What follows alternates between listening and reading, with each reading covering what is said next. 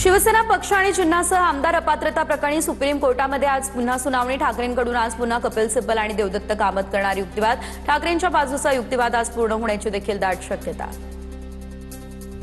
विधानसभा अध्यक्षांनी अधिकारांची मर्यादा ओलांडली, घेतलेले निर्णय अधिकाराच्या बाहेरचे, पक्षाच्या घटनेमध्ये लक्ष घालण्याचा अधिकार अध्यक्षांना कसा? ठाकरेंच्या सेनेचे वकील कपिल सिब्बल यांचा हा हल्लाबोल। सिब्बल न्यायमूर्ती नाही, मी दिलेला निर्णय शाश्वत। राहुल नार्वेकर यांच्या सिब्बलांच्या युक्तिवादावर प्रतिक्रिया। तत्कालीन परिस्थितीनुसार योग्य तो निर्णय दिला। सिब्बलांच्या आरोपांवरती राहुल नार्वेकर यांचं हे स्पष्टीकरण समोर। शिंदेच्या ठाण्यामध्ये गणेश नाईक यांचा आज पुन्हा एकदा जनता दरबार। गडकरी रंगायतन या ठिकाणी पार 11 वाजता जनता दरबाराचं आयोजन।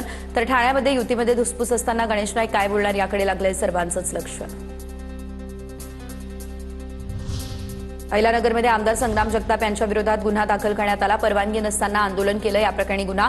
याबाबत मुख्यमंत्री फडणवीसांची भेट देखील घेणार संग्राम जगताप यांनी दिली माहिती।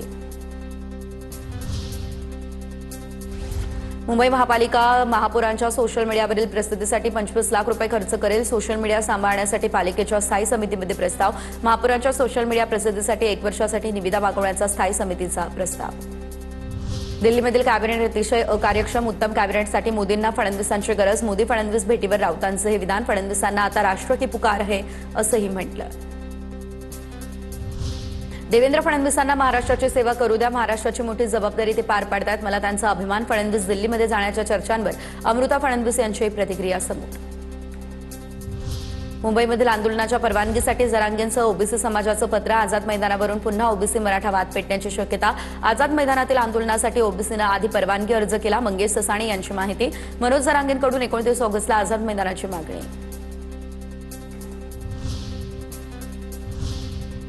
आणि यानंतर पुढे बघणार आहोत टॉप 9 मोठ्या बातम्या।